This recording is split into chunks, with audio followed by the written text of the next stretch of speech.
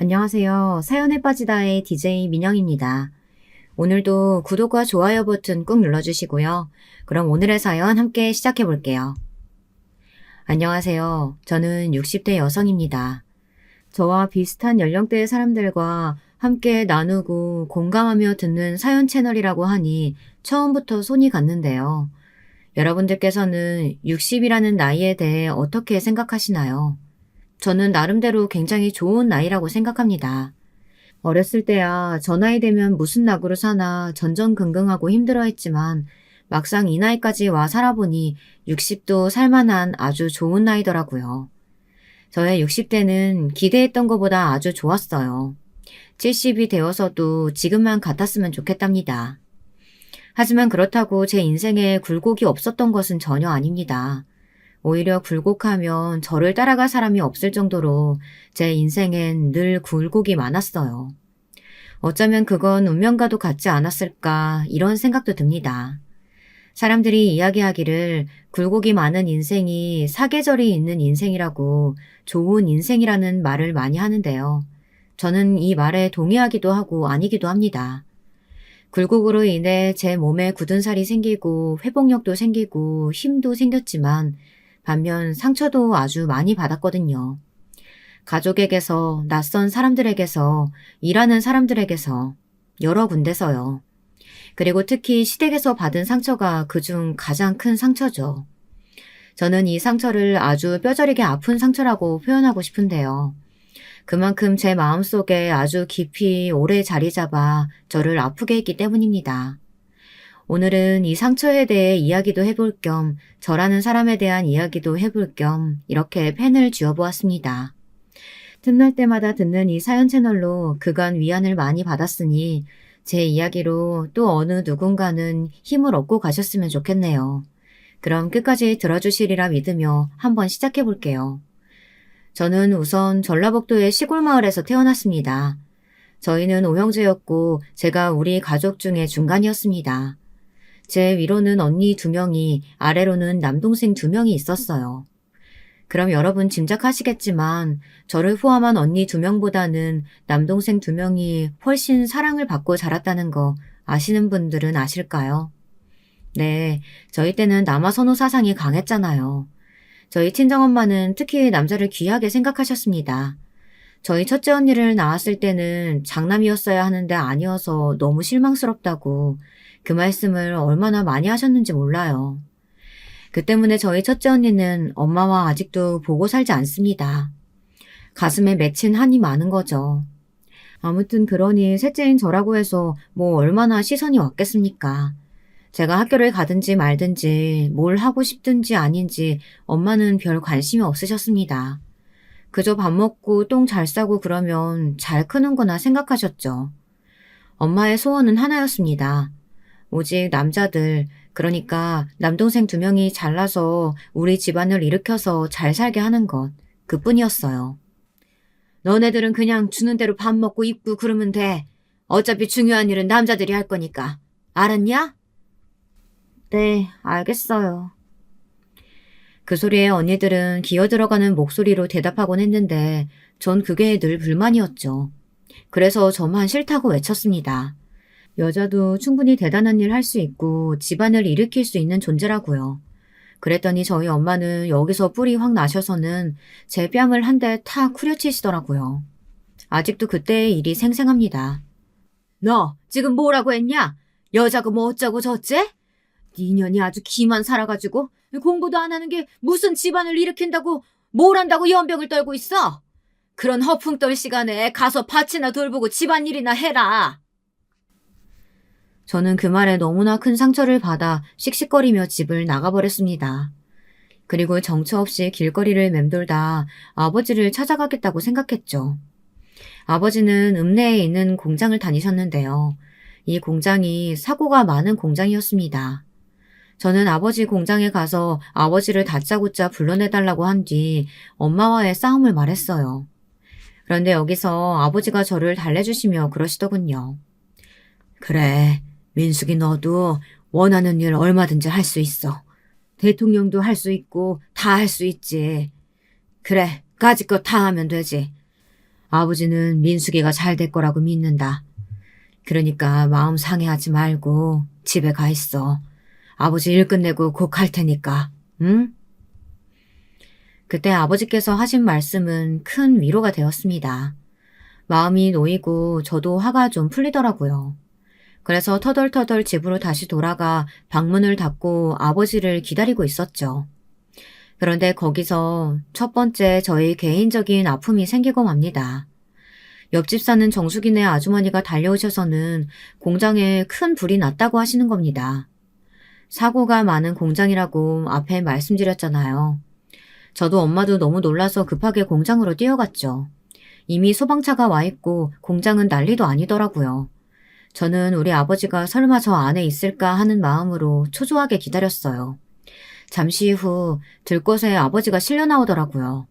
심장이 정말이지 쿵 하고 떨어지는 기분이었습니다. 일단 그대로 저희는 응급차를 타고 큰 병원으로 가게 되었죠. 그런데 아버지의 상태는 육안으로 봐도 무척 심각해 보였습니다. 얼마 못 살 것처럼 숨이 껄떡껄떡 넘어가셨고 저는 그런 아버지를 보기만 해도 너무 고통스러워서 눈물을 줄줄 흘렸던 게 기억납니다. 아빠, 제발 가지마. 안 돼, 아파. 하지만 끝내 저희의 매마디 비명은 무참히 삼켜지고 저희 아버지는 병원에 가신 지 6시간도 안 돼 돌아가시고 말았습니다. 아버지가 사고로 돌아가시고 나서 치룬 장례식에서 어머니는 너무나 비통한 얼굴로 바닥을 치고 우셨습니다. 저희도 모두 가슴이 아팠지만 엄마야말로 젊은 나이에 아버지를 잃으셨으니 참 막막하고 힘드셨겠죠. 그래도 엄마는 자식 새끼는 다 건사해야 한다며 바로 일어나서는 장터에 나가 옥수수를 팔고 밤에는 어디 식당에 나가 일도 하시고 끊임없이 일을 하셨습니다. 아마도 엄마이기 때문에 엄마란 이름 때문에 하실 수 있었던 거겠죠. 하지만 저희 엄마가 버신 돈 다 어디로 쓰였을까요? 예상하셨겠지만 저는 학교에 가고 싶어도 갈 수가 없었습니다. 엄마가 버신 돈은 다 남동생들에게 갔으니까요. 엄마, 나 대학 가고 싶어요. 나 공부 열심히 했잖아요. 알잖아요. 무슨 대학식이나 가려고 해. 여자가 고등학교 갔으면 아주 훌륭한 거야. 그것도 우리 형편의 감지덕지야. 너 고등학교 보내주기 싫었는데 가게 한 거라고. 남동생들은 대학에 갔지만 저는 대학에 갈 수 없었습니다. 아버지 앞으로 나온 보상금 역시 다 학비로 쓰였고요. 저는 대학에 가는 남동생들이 너무 부러워서 하염없이 그 아이들의 뒷모습을 바라보곤 했습니다. 그리고 저는 그때부터 돈을 벌고자 다짐했어요. 제가 남편을 만난 것도 그때쯤이었죠. 남편과는 지인의 소개로 만나게 되었는데요. 남편은 당시 알아주는 기업에 다니던 사람이었어요. 저는 그냥저냥 어중이 떠중이처럼 지내던 사람이었고요. 마음속에선 이것저것 해보고 싶은 건 많은데 당장 먹고 살기 힘들어 가게에서 일을 하며 간간히 제 용돈이나 벌고 있었죠. 그러다 어느 날 친구가 그러더군요. 민수가, 너와 얼굴 예쁘장하잖아. 이번에 내 친구의 친구가 여자를 찾는데 꼭 말하는 스타일이 너 같더라니까? 너 한 번만 나가봐라. 그렇게 성사된 자리였습니다. 제가 사는 형편을 보곤 바로 싫다고 할 줄 알았는데 남편은 제가 마음에 들었는지 몇 번 더 만나자고 했어요. 그렇게 어느새 저는 프로포즈까지 받게 되었고요. 얼떨떨했습니다. 그때까지도 왜 이 사람은 내가 좋다고 할까 신기했어요. 하지만 어린 나이 뭘 알겠어요. 그냥 저도 이 사람이 나쁘지 않고 같이 살기에 좋은 조건이니 마다하지 않은 거죠. 특히나 이때 저희 친정엄마가 성화가 장난이 아니었습니다. 남편의 조건이 좋으니 반드시 시집을 가야 한다며 난리셨죠. 너 그만한 사람 또 없다? 언제 또 그만한 사람이 들어오겠냐? 물 들어올 때 노져야 한다고. 너 반드시 그 남자랑 결혼해야 돼. 알겠니? 엄마, 알겠는데. 너 엄마 말 들어야 한다? 안 들으면 반드시 후회할 거야. 내가 장담해. 네, 거의 말할 틈을 주지 않고 다다다 쏘아대셨어요. 요즘 친구들은 이해하기 힘들겠지만 아무쪼록 전 그렇게 남편과 얼떨결에 결혼해 얼떨결에 살게 된 겁니다. 꼭 반드시 어떤 확신이 있어야 결혼을 하는 어린 친구들도 많다고 하던데 저는 결혼하고 사람은 차차 알아가 보자는 생각으로 한 결혼이었답니다. 근데 살아보니 이 결혼 생활 만만치 않았습니다. 처음 신혼생활은 좋았죠. 서로 좋다고 시작한 결혼이니 같이 살맛대고 사는 것으로 또 든든함이 들었고 남편도 제게 잘해주었습니다. 근데 문제는 다른 쪽에 있더라고요. 시댁입니다. 여러분들 시댁살이 한 번쯤 다들 겪어보셨나요? 제 세대 여자들에게 물어보면 시댁살이 안 당해본 여자가 없던데 저는 이게 대한민국의 큰 문제라고 생각합니다. 그리고 안타깝고 안쓰러운 부분이죠. 생각해보면 아무것도 모르는 젊은 나이에 시집와서 난생 처음 보는 사람들을 만나 가족이랍시고 엮여 사는 건데 잘난 아들과 결혼했다는 이유 하나만으로 구박받고 서러움 받는 많은 시절을 살아야 했으니까요. 저는 살았다고 생각하지 않습니다. 지금 돌이켜보건대 산 게 아니고 살아낸 거죠. 아마 저희 모두 그럴 겁니다. 남편은 중재자 역할을 못했어요. 제가 애 키울 동안 자기는 돈 벌어야 한다고 허구한 날 출장이다 뭐다 하며 밖으로 나돌기 바빴죠. 가장은 남편이었죠. 여자인 저는 집에서 살림하고 애 키우는 평범한 그 시대의 가정주부였고요. 근데 저희 시어머니는 독보적인 캐릭터였습니다. 일단 굉장히 짠순이 기질이 강하셨는데요. 그걸 저에게까지 강요하시면서 시시때때로 괴롭히려 들었어요. 잠깐 여기서 저희 시어머니에 대해 말씀드리면 저희 시어머니는 하다못해 휴지 한 칸도 아껴 쓰시는 분이었답니다. 제가 시댁에서 변을 볼 일이 있었는데 중간에 문을 두드리더니 너 휴지 지금 몇 칸 썼는지 체크할 테니 물 내리지 말아라 라고 하더군요. 그 정도로 절약정신이 온몸에 배어 계셨는데요. 그걸 특히 며느리들에게 강요하고 윽박지르시며 못살게 굴었죠. 그날의 서러움이 물론 전부는 아닙니다. 남편은 3남매 중 막내였는데요. 저희 시어머니는 남편을 특히나 어여삐 하셨답니다. 왜냐하면 3남매의 위 2명, 시누이와 아주버님이 모두 별로 볼 거 없는 사람들이었거든요. 남편의 형인 아주버님은 진작에 이미 다른 길로 빠져서 하는 사업마다 족족 말아드셨고 시누이는 이상한 남자에게 시집을 가 허구한 날 시댁에 돈이나 달라고 조르는 인물이었어요. 그러니 시어머니 입장에서는 정상은 남편밖에 없었던 거죠. 남편은 그나마 자기 구실은 하고 사는 사람이었으니까요. 실제로 남편이 시어머니에게 조금 딸 같은 아들이기도 했어요. 난 우리 아들 낳은 게 참으로 장한 일 같아. 사실 키울 때야 믿져야 본전이다 하는 마음으로 낳고 키웠는데 지금 보니까 최고로 잘 컸어. 우리 아들이 얼마나 멋지고 대단한지 몰라. 그 좋은 회사에 척 한 번에 붙어서 성실하게 다니고 남들은 회사도 스트레스 받는다 때려치고 그러는데 우리 아들 봐봐라. 얼마나 성실해. 며느라가 너는 복 받은 줄 알아야 된다. 우리 아들 같은 남자 낚아채서 그 정도로 살고 있음 감사한 줄 알아야 돼.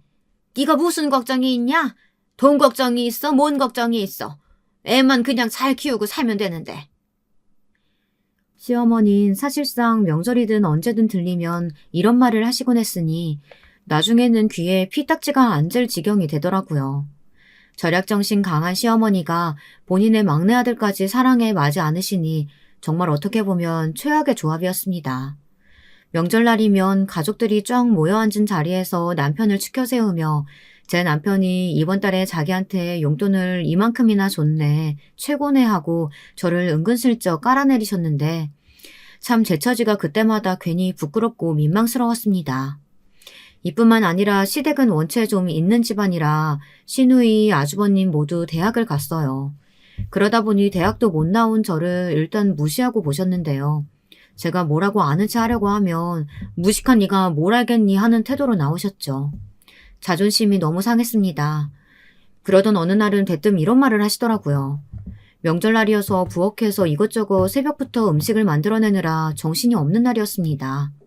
거의 머리는 산발인 채로 졸린 눈을 겨우 떠가며 음식을 볶고 지지고 하고 있었죠. 시누이는 당연히 없었고 형님과 저 둘이서 부단히 움직이고 있는데 시어머니가 고기를 안 재우고 채소부터 썰려고 하길래 제가 한마디 건넸어요. 어머니, 저 이거 무는 나중에 썰고 고기부터 양념 재워놓는 게 어떨까요? 시간이 없을 것 같아서요. 참, 얘, 네가 뭘 한다고 부엌 일에 간섭을 하냐? 아니, 뭐 이런 거라도 아는 체 하고 싶은 거야? 아유, 됐어. 부엌 일은 내가 알아서 하마. 그보다 너 우리 손주 집에서 좀 가르치려면 책이라도 한 장 읽어야 되지 않겠어? 너는 앞으로 명절날 시댁에 와서 괜히 일손 돕지 말고 책부터 읽어라. 읽고 나한테 검사 받고. 네? 내가 처음부터 하고 싶었던 말인데 지금 하는 거야. 어차피 부엌 일이야. 네 형님 시키면 되는 일 아니냐. 얘도 뭐 어차피 너처럼 똑같이 무식하긴 마찬가지지만 그래도 우리 막내 아들 머리 물려받은 손주면 아마 장차 큰 인물이 될 건데 애미 네가 뭐라도 집에서 도움이 돼야지. 그러려면 너부터 공부해야 해. 그러니까 가서 공부하고 책이라도 읽어서 지식, 교양 이런 걸 쌓으란 말이야. 내 말 무슨 말인지 알겠어? 아니요. 무슨 말인지 이해가 잘 안 되는데요. 솔직히 어안이 벙벙했습니다. 아마 요즘 같은 시기였다면 이런 시어머니 못 참고 뛰쳐나왔을 겁니다. 어머니가 뭔데 나한테 간섭을 하냐고 그런 막말을 하냐면서 말이죠. 근데 그때 바보 같은 저는 그러지 못했습니다. 불쌍한 형님도 고개를 옆으로 돌리곤 옆에서 눈물을 훔치고 있더라고요. 며느리들의 길을 그렇게나 바짝 누르시던 시어머니였답니다. 그러다 남편이 나중에서야 어기적 푹 자고 시댁에 들어와 제 표정이 안 좋은 걸 보고 무슨 일이냐고 묻더라고요. 어머님이 나한테 이런 말씀을 하셨어. 나 너무 억울해 진짜. 내가 왜 이런 대접을 받아야 돼? 나도 우리 집에선 귀한 딸이야. 집에서 귀한 딸도 아니었지만 그래도 그렇게라도 말하고 싶었습니다. 근데 남편의 반응이 시원찮더라고요. 아니 그 정도가 아니고 뺨이라도 한 대 때리고 싶은 반응이었습니다. 아이고, 당신은 뭐 우리 엄마가 한마디 했다고 그걸로 삐지고 그래. 당신답지 않게. 당신 이해심 넓은 여자잖아. 늙은이가 괜히 한마디 했다 생각하고 넘어가. 남편은 그 말만 남기고 혼자 밥을 먹으러 거실로 나가버렸습니다. 그때 순간 정신이 번뜩 차려지더라고요. 아, 내가 뭘 믿고 저런 놈이랑 결혼까지 했을까 싶었죠. 아마 저의 변화는 이때부터 시작이 됐던 듯 합니다. 내가 남편만 믿고 살아선 안 되겠구나. 그저 자식 키우는 여자로만 살아선 안 되겠구나 하는 생각이 들기 시작했죠. 그럼 내가 뭘 할 수 있을까? 그때부터 주변 사람들한테 묻기도 하고 제 또래 여자들이 하는 일이 뭔지 물어서 찾고 또 찾았어요. 그 와중에도 제 순환 시대는 계속되었죠. 저희 시어머니가 그 당시에 굉장히 기분이 안 좋으셨는데요. 이유는 아주버님이 한탕 크게 사고를 치고 들어왔는데 집안을 싹 말아드시고 온지라 아주버님 부부가 모두 시댁에 얹혀 살게 된 겁니다. 당연히 좋은 컨디션일 수가 없죠. 장남이 이렇게 된 게 너무 마음 아프고 원통하시다며 무당집을 돌면서 구판까지 벌이셨으니까요. 솔직히 그 구탈 돈을 아껴 집에 좀 보태고 아끼셨더라면 차라리 가게에 도움이라도 될 텐데 왜 그러는 건지 도통 알 수가 없었답니다. 특히 짠순이였던 기지를 생각하면 말이에요. 아무튼 그런 상황 속에서 저희 시누이란 여자는 결국 이혼을 해버리고 말았네요. 시어머니가 여자는 이혼하면 절대 안 된다고 시누이의 시댁에 찾아가서 빌기까지 했다는데 결국 이혼을 선택하고 집에 눌러앉아 버린 겁니다. 성격 차이로 이혼했다고 하는데 제가 보기엔 시매부가 아니라 시누이의 까탈스럽고 사람 속 긁는 성격이 아마 영향이 크지 않았나 싶었습니다.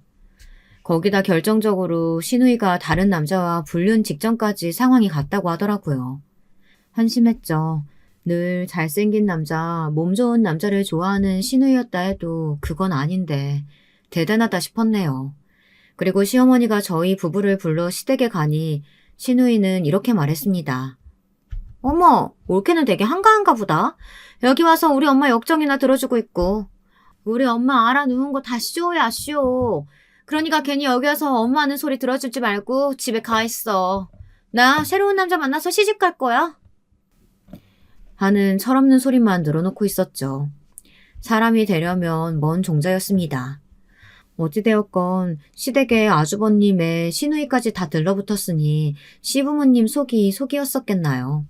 근데 여기서 웃긴 건 그 화와 울분을 시어머니는 또 저에게 쏟아내시는 겁니다.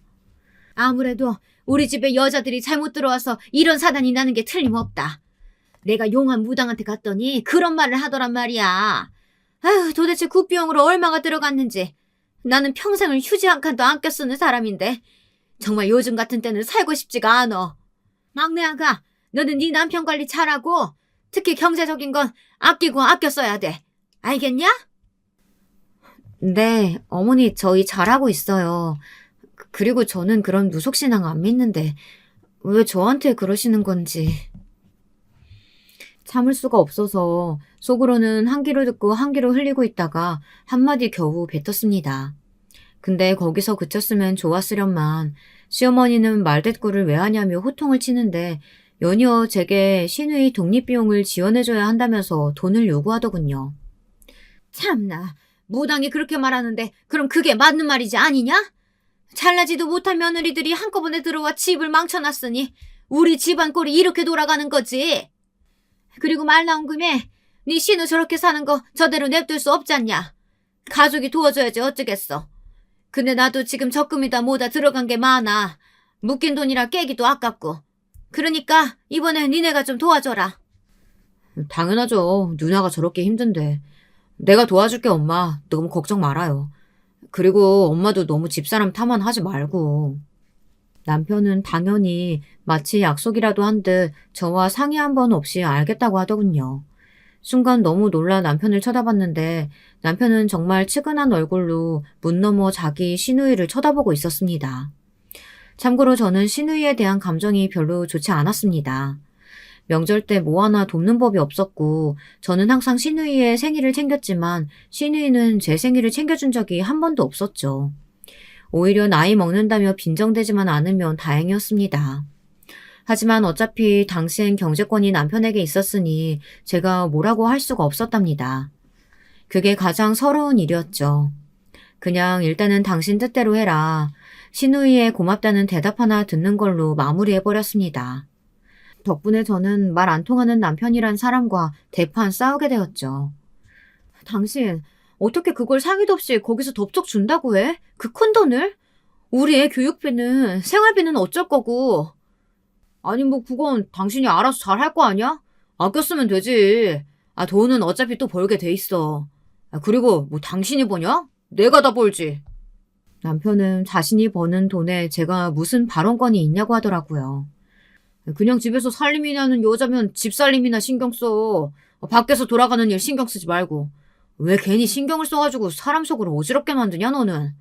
하여튼 넌 그게 문제야. 뭐라고? 그걸 지금 말이라고 해?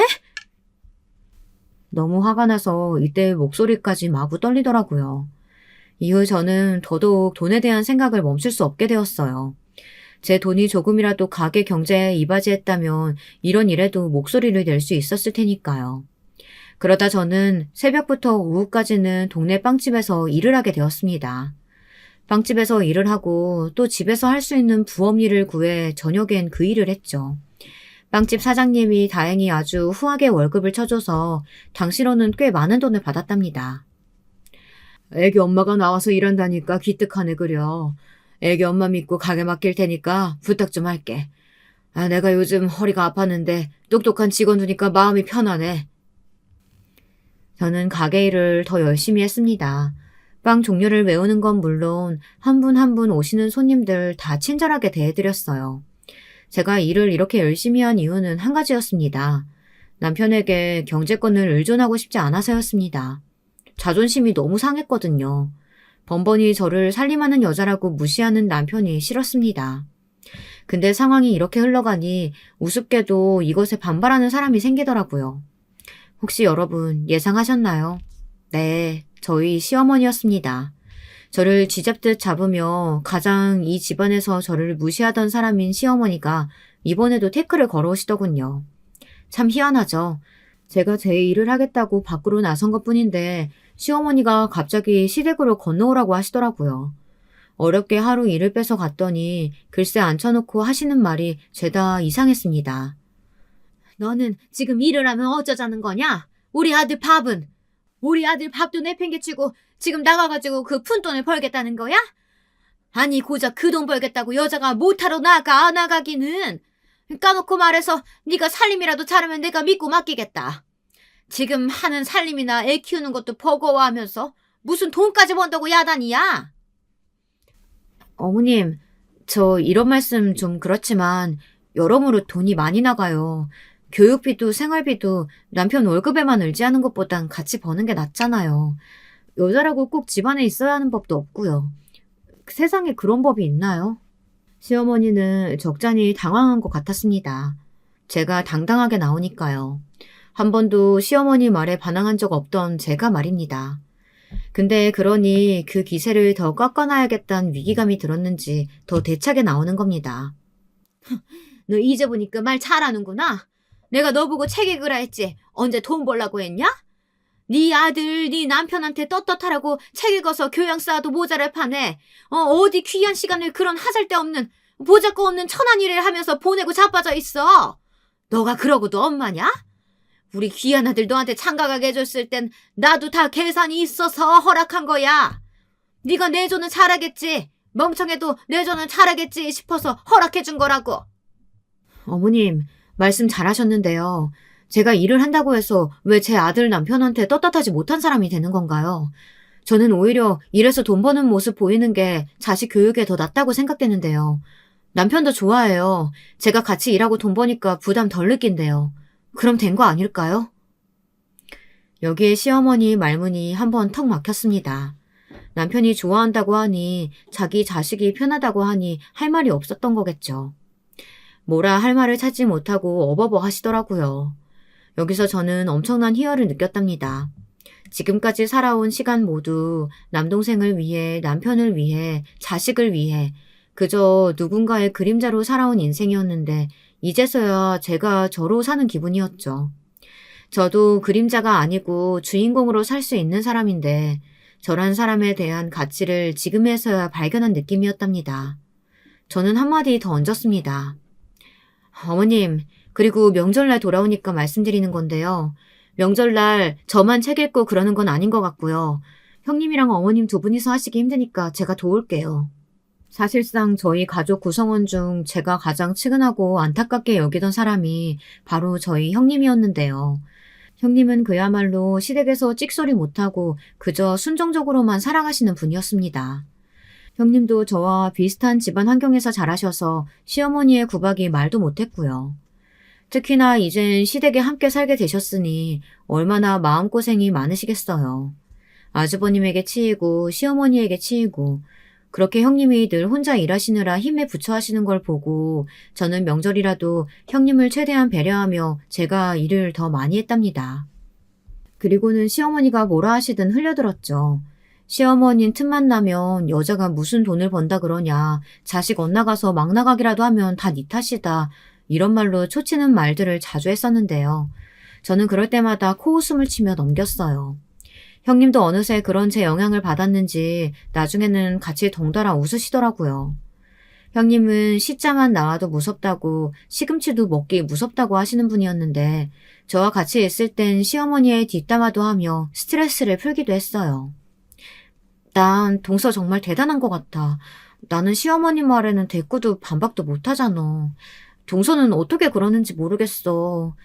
저희 처지가 저래서 내가 더 면이 안 서기도 하지만 내 친정 가지고 욕하는 거 듣고도 난 그냥 혼자 울고 말아버리거든. 에이, 더럽다 하면서. 그래서 그런지 요즘 동서가 너무 멋지고 부럽고 그러네. 동서는 어떻게 그러는 거야? 시어머니 안 무서워? 형님, 저도 형님처럼 시어머니 너무 무섭고 싫었어요. 그냥 제 남편이 어머니라는 사실 하나만으로도 위축되고 괜히 제가 죄인인 것 같고. 근데요, 형님, 인생 짧잖아요. 밖에서 돈 벌고 사람들 만나고 다니고 그러니까 알겠더라고요. 제가 집안에만 있는 것보다 밖에 있는 걸 훨씬 행복해하는 사람이라는 걸요. 그러니까 형님도 주눅들지 마시고 하고 싶은 거 있으시면 다 말씀하세요.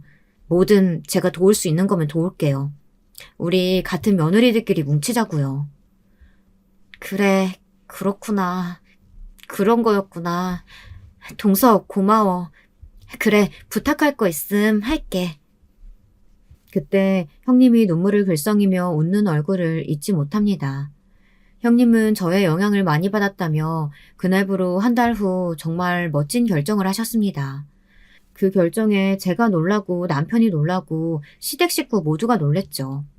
어느 평범한 저녁날 형님이 식탁에 다 차려놓은 요리를 시어머니가 맛보시더니 국이 맛이 별로다 하며 간을 평가하자 어머님, 저 못해 먹겠네요. 하고는 이혼 서류를 시어머니 얼굴에 던지곤 시댁을 나가버리셨답니다. 그리고 저를 따로 불러 하신 말씀이 이거였네요. 동서, 나 이 결정 후회 안 할 것 같아. 아마 평생 잘한 결정이 될 것 같아. 아직은 겁도 나고 그러지만 그래도 내가 엄마인데 뭘 못하겠어. 나 뭐든 해서 먹고 살 거야. 고마워, 동서. 그렇게 시댁을 등지고 나간 형님의 모습은 너무나 멋졌답니다. 그리고 저도 형님에게 영향을 받아 앞으로 어떻게 내 길을 모색해 나갈지 생각이 많아졌어요. 그땐 저희 아이가 한창 커가고 있었는데요. 남편이 회사에서 심한 무기력감을 느끼고 있었을 때였죠. 남편이 갑자기 어느 날 조금만 쉬고 싶다고 하더라고요. 당신도 돈을 벌고 하니까 쉬고 다시 일을 하겠다고요. 결혼하고선 계속 회사를 다니던 남편이었으니 저도 알겠다고 흔쾌히 허락해줬답니다. 근데 남편이 한 번 쉰다고 하고 1년이 지나도 구직할 기미가 보이지 않는 겁니다. 어느 날부턴 아예 거실 소파와 합체가 되어 일어나려고 하지를 않더라고요. 오죽하면 아이가 아빠 직업이 이제 뭐냐고 저에게 물을 지경인데 그럼에도 불구하고 남편은 계속 쉬고 싶다는 말만 늘어놓았습니다. 그럼 당신 언제까지 쉴 건데? 제가 이 한마디만 해도 난리가 났죠. 자기는 지금까지 회사에서 온갖 스트레스를 다 견디며 일해왔다. 다 집안을 위해서 자식을 위해서였다. 온갖 한탄을 해대면서요. 고생은 자기만 했나요? 똑같이 고생한 저도 앞에 있는데 말입니다. 남편이 고생한 건 이해하지만 기간이 길어지니 가슴이 조여오고 답답해지더라고요.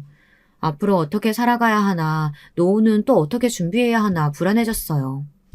그러다 저는 친한 언니에게 제안을 하나 받게 되었는데요. 언니가 구상하는 옷 사업이 있는데 같이 시작하자고 하더라고요.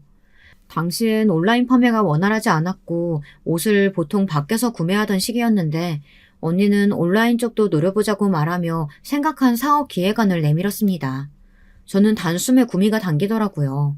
지금 생각해보면 언니의 미래를 내다보는 안목은 정말이지 훌륭했죠. 온라인 쪽을 뚫어볼 거라는 언니의 당찬 포부가 정말이지 먹혀들었으니까요. 여러분도 아시다시피 요즘에는 옷을 인터넷에서 많이 사고 파는 시대가 되었잖아요.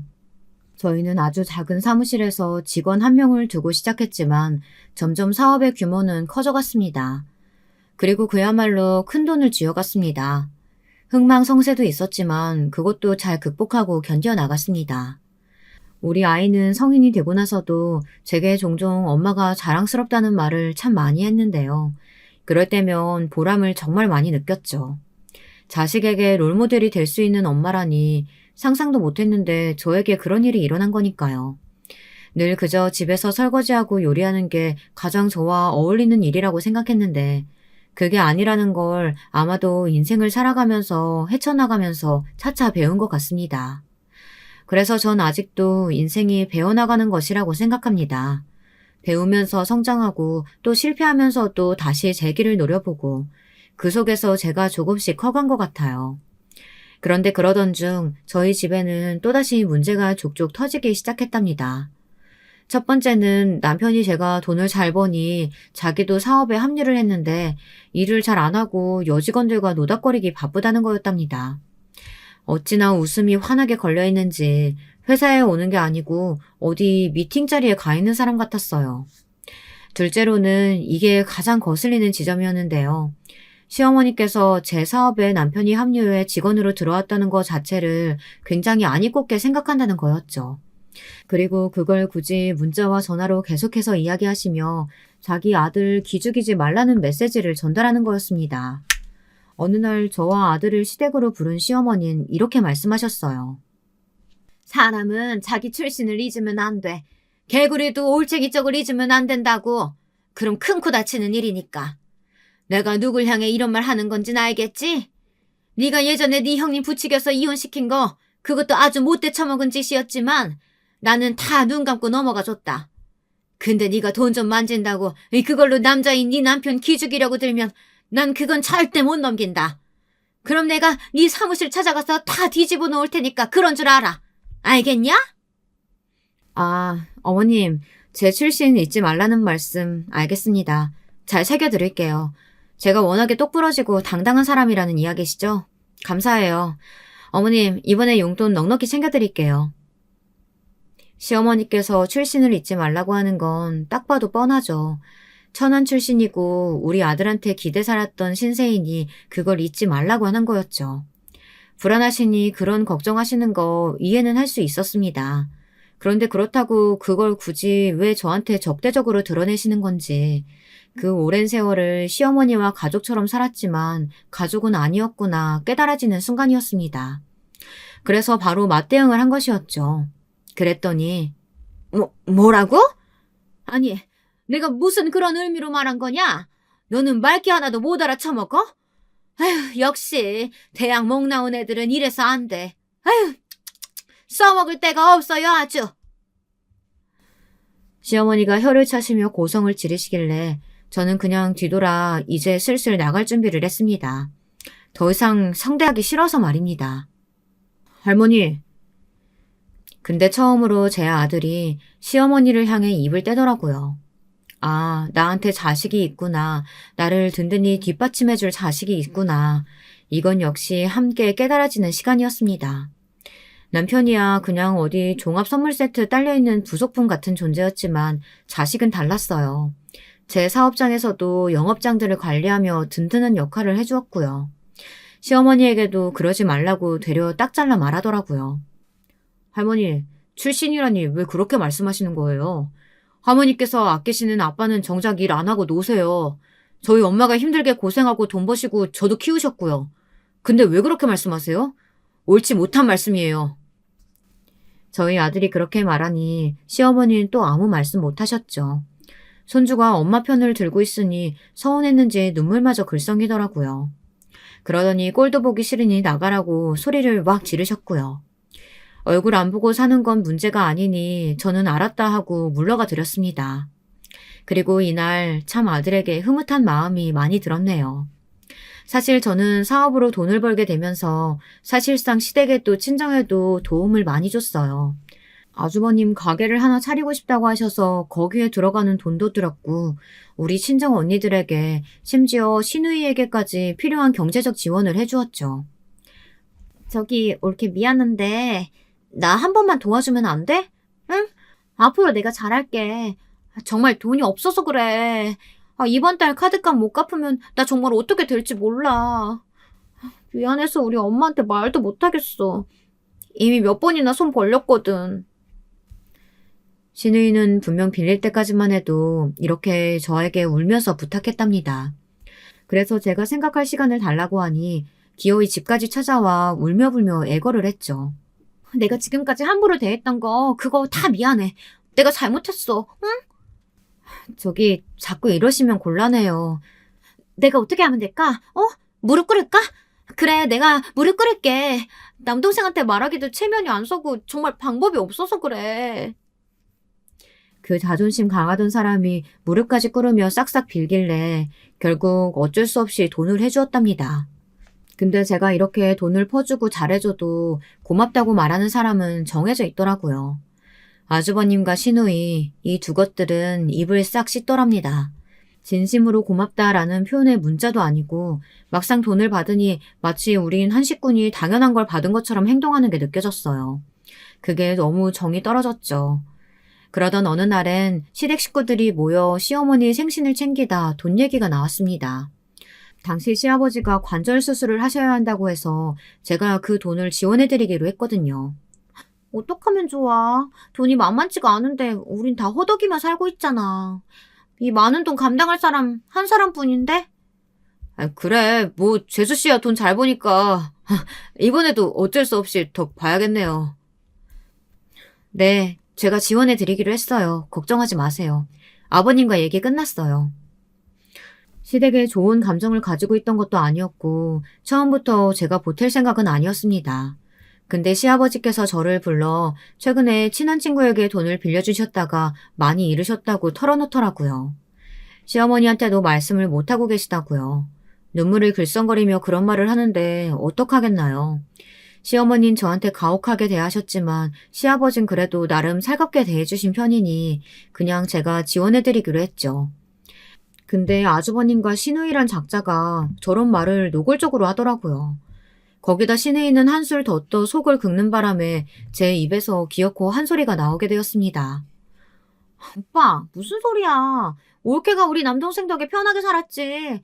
걔가 좋은 회사 다니면서 그 많은 월급을 집에 갖다 줬는데 그럼 당연히 이제는 회수해야 할 땅 아니겠어? 다들 왜 안절부절 못하는 표정이야? 아이고, 뭐 그런 말을 한다니. 며느라가 기분 나쁘게. 그러게요. 말 끊어 죄송한데 말씀이 좀 심하시네요. 회수라뇨. 저도 이 돈 벌 때 가만히 손 놓고 애 키우며 산 거 아니에요. 그러면서 제가 다시는 그런 말 하지 말라고 엄포하던 말했더니 그제야 시누이가 아차했는지 미안하다고 하더라고요. 자기도 저한테 받은 게 많으니까요. 속으로 정말 얼마나 얄미웠는지 때려주고 싶은 걸 겨우 참았습니다. 솔직히 막말하는 시누이에게 돈 대주는 제게 고맙다는 말 한마디 안 하는 시어머니에게 쌓인 것도 많고 한마디 하고 싶었어요. 하지만 관절 수술 비용까지 지원하며 그렇게 참았습니다. 그때는 제가 워낙 돈을 잘 벌고 있었고 또 앞으로도 그럴 줄 알았으니 너그럽게 넘어가 주었어요. 그게 현명한 거라고 생각했답니다. 하지만 사람 인생 한치 앞을 모른다고 참 그렇더라고요. 잘 나가던 사업이 안 될 줄 어떻게 알았겠나요.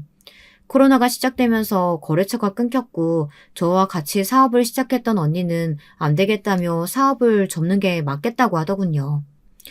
언니, 나는 그래도 아직 포기하는 건 이르다고 봐요. 하지만 언니가 포기하려 할 때 제가 안 된다고 막았어요. 다시 시작할 수 있는 기회가 있다고 생각했거든요. 그래서 매일 아침 전보다 더 일찍 일어나 어떻게 하면 이 사업을 다시 살릴 수 있을까 고민했습니다. 그리고 가계부까지 써가면서 집안 살림도 다시 이끌어보자 생각했죠. 근데 남편은 도와줄 생각은커녕 어떡하냐면서 징징거리기만 하더라고요. 대책 세우고 뭐라도 좀 알아보고 해야 할 시기에 일이 너무 커졌다며 죽는 소리만 하는데 옆에서 도대체 저 사람은 회사를 다니며 지금껏 뭘 배운 건가 싶었습니다. 게다가 여기서 끝나지 않고 그걸 또 시댁에 가서 이른 모양입니다. 시어머니가 전화를 걸어 이러더라고요. 네가 그렇게 여자 주제에 까부니까 사업이 잘 안 되는 거야, 이거사. 내가 용한 무당한테 가서 물어봤더니 네가 다 원흉이라고 하더라. 당시 스트레스도 많고 너무너무 마음이 힘들었던 시기에 그런 말까지 들으니 제 마음이 오죽했겠나요. 제가 원흉이라며 모든 문제를 저에게 돌리려는데 너무 열이 받더라고요. 전화를 회 끊어버리려다가 남편을 불러앉혀 도대체 왜 그런 말을 했냐고 한참을 뭐라 했어요. 전화기 너머 그 소리를 들은 시어머니는 난리를 치셨고요. 그 후 오기로 죽기 살기로 고군분투를 했답니다. 정말 힘들었어요. 살이 쭉쭉 빠지고 흰머리가 눈에 띄게 늘고 늙어간다는 게 이런 거구나 실감이 나더라고요. 그럼에도 성과는 조금씩 눈에 보였습니다. 다시 원래의 매출로 돌아오기 시작했고 같이 사업하던 언니도 잘 되고 있다며 옆에서 든든하게 의지가 되어주었고요. 다시 원점으로 돌아오는 것 이상으로 사업은 잘 풀려나갔습니다. 특히나 마스크를 벗고 돌아다녀도 되는 시점부터는 승승장구였습니다. 해외 쪽으로 눈을 돌려 상품을 팔기 시작했는데 해외 시장 매출이 장난이 아니었습니다. 그러던 어느 날 기어이 일이 벌어지고 말았죠. 시어머니가 집구석 잘 돌아가나 봐야겠다며 굳이 저희 집으로 오신다고 하더라고요. 그때까지도 시어머니는 제 회사가 잘 풀려나가고 있다는 걸 모르셨어요. 그저 자기 아들 고생하고 있다고만 생각하고 계셨죠. 그런데 시어머니께서 오랜만에 집에 오셔서는 소파에 앉으시더니 대뜸 갑자기 상점 노릇을 시작하시더라고요. 물 떠와라, 과일 깎아와라. 그러더니 갑자기 상을 차리라고 먹고 싶은 음식들을 하나하나 나열하더라고요. 남편은 자기 엄마가 와서 신났는지 시어머니하고 열심히 대화만 나누더군요. 엄마, 내가 요즘 다리가 아파서 여기 동네 병원에 물리치료 받거든? 근데 거기 의사 선생님 내 상태가 많이 안 좋다고 하더라고. 아, 언제 나으려는지 몰라. 쑤시고 그러는데 미치겠어. 아이고, 우리 아들 힘들어서 어쩌면 좋으냐? 며느리라도 잘 챙겨주고 해야 얼른 나을 텐데. 너 저번에도 발목 그거 삐끗해서 아프다고 그랬잖아. 엄마도 아는데 그런 거 아주 오래 가거든.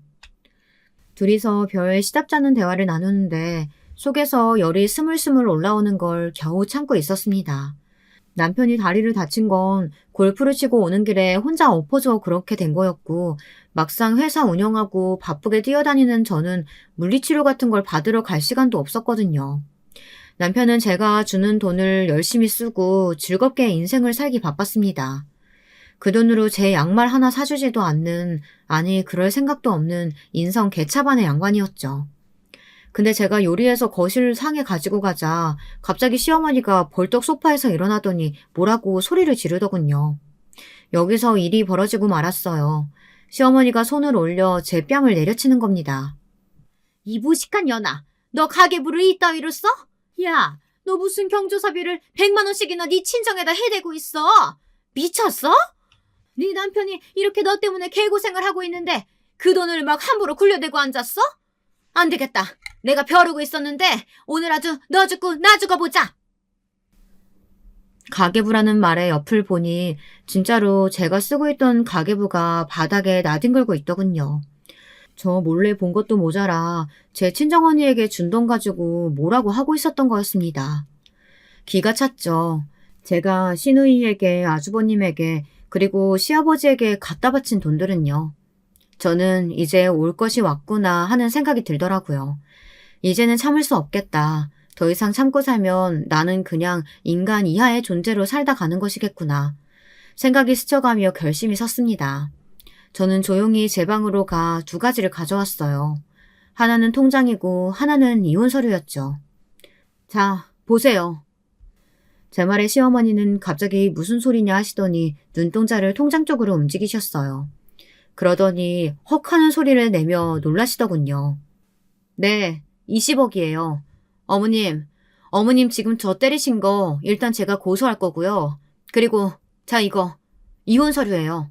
당신 도장찍을 준비해. 저 이 사람이랑 못 살겠어요.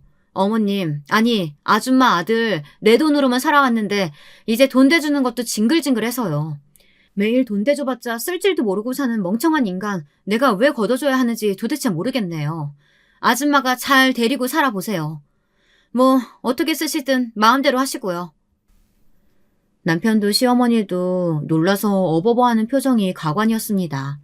남편은 이러지 말라고 곧장 태도를 바꿨고요. 남편은 태세 전환이 아주 약한 사람이었거든요.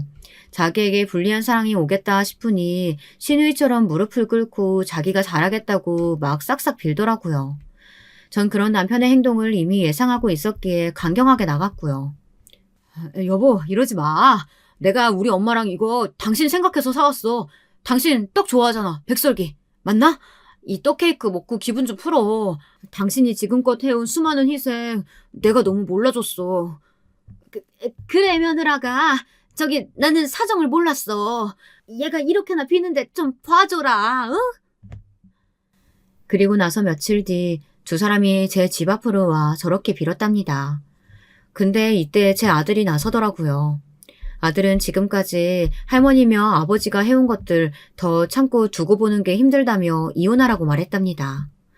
얼마나 든든하던지요. 자식도 알 건 다 아는 거죠. 저는 결국 이혼 소송에서 남편과의 관계를 끝냈습니다. 그리고 시어머니 역시 제 인생에서 몰아냈어요. 지금껏 인생에서 수많은 선택을 해왔지만 이렇게나 잘한 선택이 있을까 싶을 만큼 지금 제 인생이 행복합니다. 여러분들도 혹시나 망설이고 계신 선택들이 있다면 잘 선택해보세요. 그 선택의 우선순위는 항상 자기 자신을 먼저 두시길 바라고요. 그럼 저는 여기서 이만 글을 마치겠습니다. 항상 행복하고 건강하세요. 여러분, 2번째 사연 시작하기 전에 좋아요와 구독 꼭 눌러주실 거죠? 그럼 2번째 사연 바로 시작합니다. 안녕하세요. 사연에 빠지다 채널을 정말로 즐겨보고 있는 아줌마 애독자입니다. 제 사연을 쓰고 싶어서 이렇게 신청하게 되었어요. 저희 집은 옛날부터 차별이란 게 정말로 심하였습니다. 아들과 딸 구분하는 차별 말이에요. 오빠랑 저 이렇게 자식은 둘 뿐이었는데 무슨 일이든지 오빠가 먼저였고 우선이었습니다. 내가 오빠보다 일찍 태어났으면 이렇게 뒷전으로 밀려나서 사는 일이 없었을까? 저는 어렸을 때부터 이런 슬픈 고민을 해왔죠. 조금 더 자라고 머리가 커지면서부터는 만일 제가 누나였고 오빠가 저의 남동생이었을지라도 상황은 똑같으리라는 걸 파악하게 되었습니다.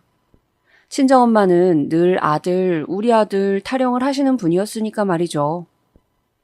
또한 명절이나 집안 행사가 있어서 할머니 댁에 방문했을 때도 상황은 늘 비슷하였습니다.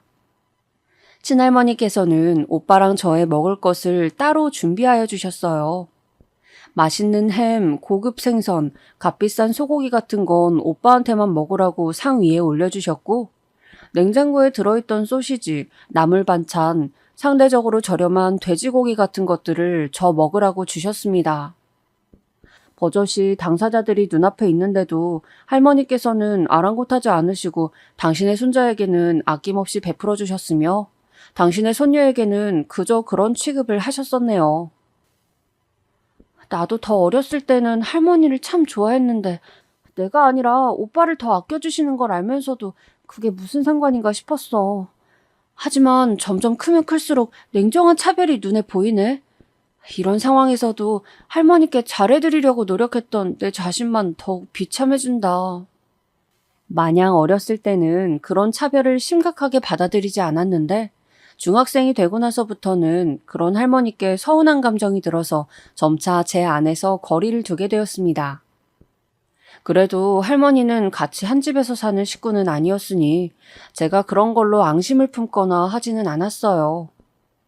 진짜 문제는 저와 한 집에서 사는 저희 가족이었으니까요. 당시는 국민학교로 불렸던 초등학교는 집에서 가까이 통학을 하였으나 중학교는 제법 거리가 멀었어요. 그런 거로 저는 중학교에서 새로운 친구들을 많이 접할 수 있었고 다양한 대화를 하게 되었는데 그러면서 큰 충격을 받았던 사실이 있었습니다. 영희야, 너도 나처럼 위로 오빠 한 명이 있는데 집에서 나 같은 차별은 당해본 적이 없다고? 너 그게 정말이니? 도저히 믿어지지가 않아. 그럼 내가 거짓말을 한다는 거야? 나야말로 네가 집에서 딸이라는 이유로 그토록 구박대기가 되었다는 사실이 믿어지지가 않는걸. 나는 그런 차별을 받아본 적이 없어. 오히려 여자애라서 귀염성이 있다고 부모님께 더욱 예쁨만 받고 살아왔는데 우리 오빠보다도 말이야. 세상에, 저는 그게 말도 안 되는 일이라고 생각했습니다. 저는 워낙 어렸을 때부터 오빠와 비교되어 받았던 차별이 너무나도 당연했기에 모든 집들이 사는 모양새가 다 이럴 것이라고만 여겨왔어요.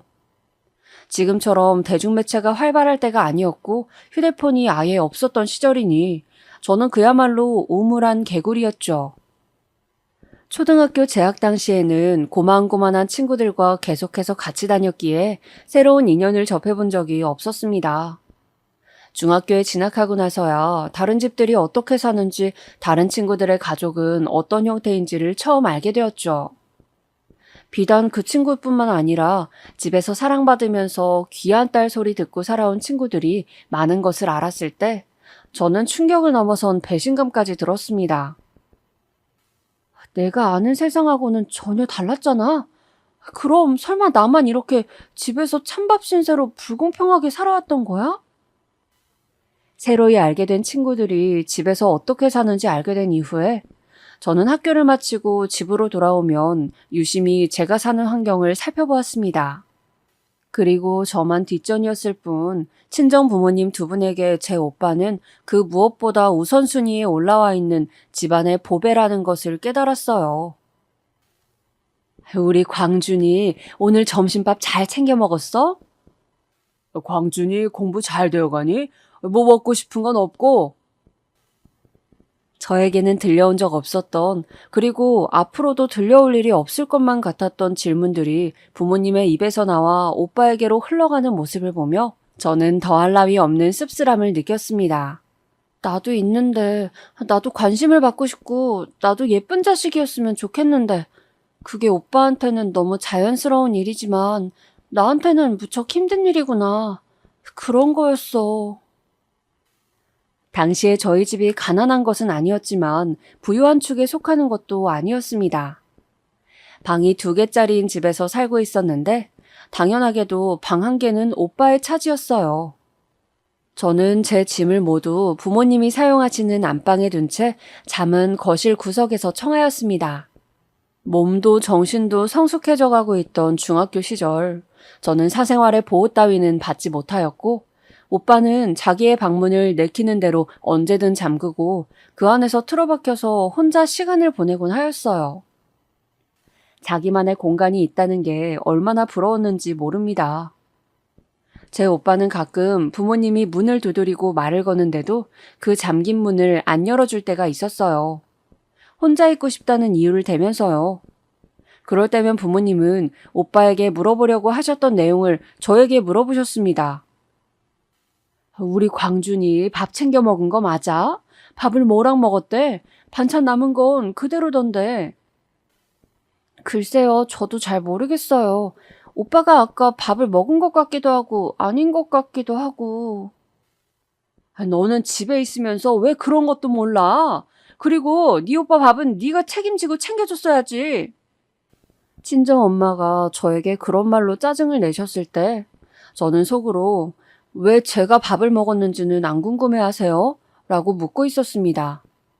그리 넉넉한 형편은 아니었지만 무조건 오빠가 먹고 싶어하는 반찬은 동나는 법이 없이 늘 준비해놓고자 하셨던 친정엄마. 모처럼 가족이 외식을 하는 때가 찾아오면 먹고 싶은 메뉴를 정하는 건 언제나 오빠의 차지였습니다. 저는 입 한 번 뻥끗해 본 적이 없었어요. 만약 제가 먹고 싶은 메뉴를 말하면 가족들이 얹혀 사는 주제에 너는 외식 자리에 데려가 주는 것만으로도 고마워해라 하는 반응을 보일까봐 두려웠습니다.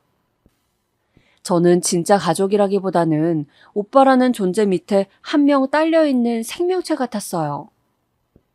제가 커가면서 느낀 바로는 그랬습니다. 묘하게 겉도는 이방인, 그리고 부모님과 오빠의 심부름꾼이라고 저 스스로를 여겼었죠. 제 오빠는 옷은 물론이고 양말, 신발까지 브랜드 제품을 사용하였습니다. 부모님이 오빠에게는 베풀어 주셨거든요. 저는 시장에서 사온 신발도 감지덕지하며 소중히 아껴 신어야 했지만요. 제가 브랜드 가방을 하나 가지고 싶어서 웬일로 친정엄마에게 용기를 내어 졸랐을 때 단칼에 거절당하면서 받았던 그 멸시의 눈빛을 잊을 수가 없습니다. 너무나도 브랜드 가방이 가지고 싶었던 제가 쉽사리 물러나지 않자 친정엄마는 제 머리통을 손바닥으로 계속 내려치면서 비웃는 말을 입으로 쏟아내셨습니다. 야, 뭐라고? 네 학교 반 친구들은 그런 가방 하나씩 다 가지고 있다고? 참나, 고작 그게 네가 그런 가방을 사야 하는 이유야? 그 친구들은 전부 다 집에서 한 쓸모들을 하나 보지. 너랑은 다르게. 네가 공부를 잘하기를 해. 얼굴이 예쁘게 생기길 했어. 아니면 다른 장기 하나라도 있기를 해. 아무것도 잘난 것 하나 없으면서 너는 어쩜 이렇게 바라기만 하니? 가는 게 있어야 오는 게 있는 법이지. 네가 나한테 무슨 자랑거리 하나를 안겨준 적이 있다고 나한테 지금 그런 가방을 사내라는 거야? 주제를 알아, 네 주제를. 맞은 머리보다 더 아팠던 건 제 멍든 가슴이었을 것입니다. 그날 풀이 죽어있던 저를 발견한 친정아빠가 이유를 궁금해하셨을 때 친정엄마가 불쑥 끼어들었어요. 제가 기운 없이 있는 건 아무런 별일도 아니라고 하셨죠. 그러면서 제 오빠의 용돈이 떨어질 때가 되었으니 그거나 잘 챙기라면서 친정엄마는 친정아빠의 관심을 저에게서 끊어내었습니다. 늘 보던 수법이었죠. 저는 어렸을 때부터 이런 식의 전개를 많이 접해왔습니다. 그래, 사내 자식이 어디 가서 기죽으면 안 되는 법이지. 친정 아빠도 아들이 성공해야 집안이 우뚝 서는 법이라는 말을 입에 달고 사셨던 분이었습니다. 그러니 친정엄마가 제 오빠의 칭찬이라든지 위신을 세워줘야 한다는 말을 조금만 얹어도 친정아빠는 금방 거기에 넘어가셨죠. 우리 반에서 브랜드 가방이 없는 건 나를 포함해서 6명 정도일 거야. 걔네들은 집이 다 찢어지게 가난하다고 소문난 애들인데 나는 그런 집들처럼 없이 사는 집의 자식도 아닌데 왜 이토록 아무런 지원을 못 받아야 할까? 저는 저의 해진 운동화를 보며 그런 서글픈 생각을 했더랍니다.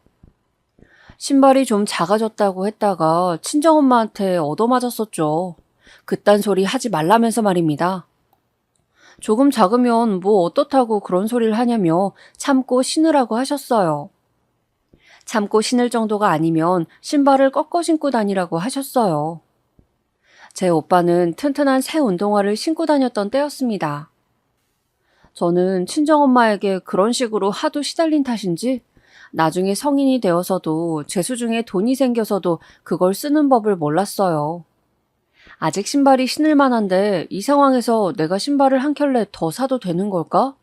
내 주위에 정말로 다른 여자들이 다 들고 다니는 저런 유행 가방을 구입해도 되는 걸까? 누가 뭐라고 하면 어떡하지? 혹시 나한테 누가 손가락질이라도 하는 거 아니야?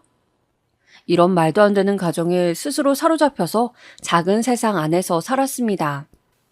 가정 환경이 미치는 지대한 영향력이란 이런 것이겠죠. 저희 친정부모님은 결혼하신 후에 바로 아이를 가지실 계획이셨대요. 그런데 결혼하신 해를 넘기고 그 다음 해가 지나도록 아이 소식이 없었다고 합니다. 3년째가 되자 부모님 두 분이 초조해지셨으면 물론이고 일가 친척들이 걱정하면서 수근수근 거렸다네요. 무슨 문제라도 있으니까 아이가 안 들어서는 게 아닐까? 그러게 말이야. 그렇지 않고서야 임신을 바라는데도 이토록 안 될 리가 없지. 뭔가 있는 게 분명하네. 요즘 같았다면 당장 병원에 가서 시시비비를 가렸을 텐데 그 옛날 당시는 분위기며 사는 모습이 완전히 달랐으니까요. 임신이 안 되어서 친정부모님은 그저 전전긍긍을 하셨고 부부간에 살짝 서먹해질 때도 있었다고 합니다. 그리고 임신 문제라든지 아이에 관한 것은 옛날이면 무조건 그 탓을 여자 쪽으로 돌리곤 하였으니까요.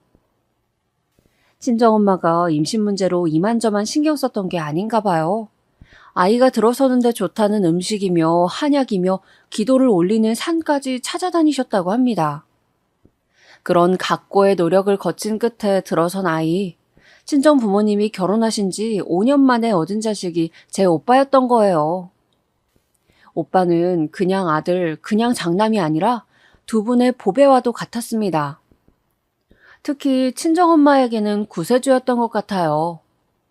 제 오빠의 존재만으로도 친정엄마는 그렇게나 흡족함을 느낀다고 하셨으니까요. 귀한 아들을 낳은 후로 아무런 기대나 계획 없이 살고 있던 친정 부모님에게 찾아왔던 두 번째 소식이 바로 저였습니다. 일말의 예상도 안 하고 있었는데 덜컥 임신이 되었던 거야. 자식이 하나보다는 둘이 낫다고 생각해서 낳고 키우기로 했지. 아들이면 의 좋은 형제가 되는 것이고 딸이면 우리 아들의 뒷바라지를 하도록 시켜야겠다. 이렇게 정해놨는데 네가 태어났지 뭐야? 친정엄마는 제 앞에서 혀를 쯧쯧 차시며 그렇게 말씀을 하셨는데 농담이거나 없는 말을 지어내시는 것 같진 않았습니다. 정말로 저를 임신하셨을 당시에 그렇게 생각을 하고 계셨던 것 같아요. 애초에 그리 환대받지 않았던 게 저의 존재였습니다. 그것을 증명하였던 것 중 하나가 바로 제가 고등학교에 진학하지 못했다는 사실이었고요. 저는 중학교를 졸업하기 전에 친정부모님이 나누시는 대화를 엿들은 적이 있습니다. 안방 안에서 대화를 나누고 계셨지만 좁은 집에 방음이 훌륭하지도 않은데 그 소리를 제가 엿듣지 못할 이유는 없었죠. 그날따라 안에서 두런두런 들려오는 말소리의 내용이 궁금해서 저는 방문에 귀를 바짝 갖다 대었습니다. 아무리 그래도 광미가 학교에서 성적이 반타작은 하는 모양인데 공부를 더 안 시키기에는 아쉽지 않겠어? 당신 순진한 소리 하지 말아요. 광준이는 내년에 대학에 들어가야 한다고요. 학비며 생활비며 그거 다 어떡할 거야. 광미는 그냥 공부는 여기까지만 하라 그러는 게 맞아요. 어설프게 둘 다 살리려다가 흐지부지하게 죽도 밥도 안 된다고요. 광준이한테만 집중해서 지원을 해줘야죠. 하긴 여자애가 굳이 고등공부까지 해봤자 그리 큰 쓸모도 없을 것이고. 그럼요. 우리가 지금 생각을 잘하고 선택을 잘 내려야 한다니까요. 광준이만 팍팍 밀어줘서 결실을 맺읍시다. 우리가 우리 아들 못 믿으면 누가 우리 아들을 믿어주겠어요? 안 그래요, 당신? 그래, 딸보다야 아들을 밀어주는 게 맞겠지? 친정아빠가 수긍하는 목소리까지 들은 순간 제 심장이 철렁 내려앉았습니다. 부모님은 아무래도 저를 고등학교에 보내주지 않으려는 작전 같았습니다. 제가 중학교에서 사귄 친구들은 전부 고등학교에 진학을 한다고 하였거든요. 제가 고등학교에 진학하지 못한다면 저만 동떨어진 생활을 하게 되는 것이었습니다. 저는 그게 죽기보다도 싫었어요. 제발 제가 들은 내용에 오해가 있었기를, 그리고 부모님의 마음이 돌려졌기를 간절히 기도했었어요. 하지만 결국 친정엄마는 어느 날 저를 앞에 앉혀두시곤 너는 고등학교에 진학할 생각일랑 말고 바로 돈 벌러 갈 채비나 해둬라. 이렇게 말씀을 하셨습니다. 제가 참았던 화를 터뜨렸죠. 왜요? 우리 집이 찢어지게 가난한 것도 아닌데 제가 왜 그래야 해요? 아무리 그래도 저를 고등학교에 보내줄 형편까진 되잖아요. 얘가 알지도 못하고 떠들기는? 그게 말처럼 간단하지가 않으니까는 이러지. 제가 그냥 고등학교에 가면 되는 건데 이게 뭐가 간단하지 않다는 거예요. 당장 입에 풀칠하고 사는 것으로 어떻게 미래를 대비할 수가 있니? 너는 네 아빠 건강 안 좋으신 건 고려를 못하는 거야?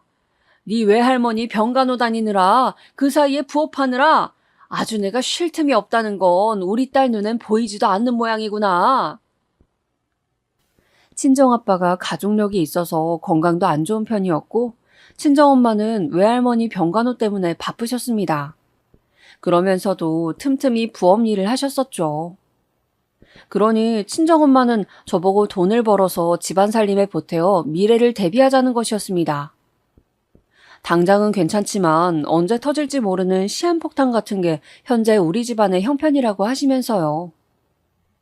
저한테 바로 공장에 들어가서 일을 하라고 하셨었죠. 지금은 대학 안 가고 바로 취업하는 경우가 많아도 고등학교를 안 가고 취업하는 경우란 너무나도 드물죠. 아예 없다시피 할 거예요. 그런데 그 당시에는 종종 있었습니다만 저는 너무 서러웠고 고등학교를 못 가게 된 것이 창피하였어요. 네가 공부에 특출난 재능을 보였으면 우리도 안 이랬지. 하지만 네 지능 수준이 탁월하지 않은 것을 어떡하겠니?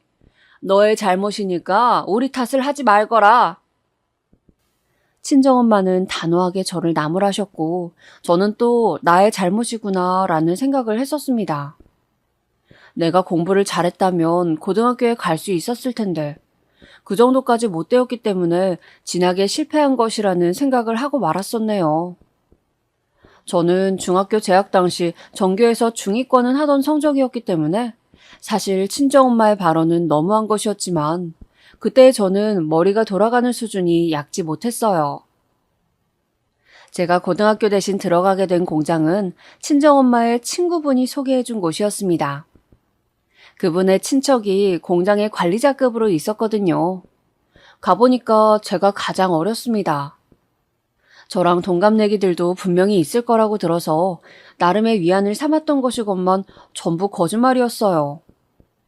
그리고 제 몫의 봉급은 전부 친정엄마에게로 지급이 되었습니다. 저는 그 사실을 공장에서 근무를 시작한 지 한 달 반이 지나고 나서야 알았어요. 네가 아직 학생이니까 돈 관리는 이 엄마가 하는 게 맞는 거야. 엄마, 제가 무슨 학생이에요. 저는 학교도 안 다니는데. 어디서 말대꾸야? 네가 지금 어디서 감히 눈을 시퍼렇게 뜨고 고개를 빳빳하게 들어? 저에게 침을 튀기면서 욕을 하셨던 친정엄마. 저는 쉽게 당하는 취급이었으나 친정엄마고 아빠고 두 분 다 제 오빠에게는 찍소리도 못 하셨어요. 험한 잔소리 한 번을 오빠에겐 안 하셨죠. 오빠가 싸가지 없게 굴어도 친정 부모님의 눈에는 자랑스럽고 멋진 아들일 뿐이었습니다. 저는 기분이 상해서 꽁에 있으면 안 보이는 데 가서 그러고 있으라며 힐난을 받았지만 오빠가 기분이 안 좋아 보이면 친정 부모님은 우리 왕자님이 무슨 문제가 있어서 이러실까라는 다정한 물음을 건네셨습니다.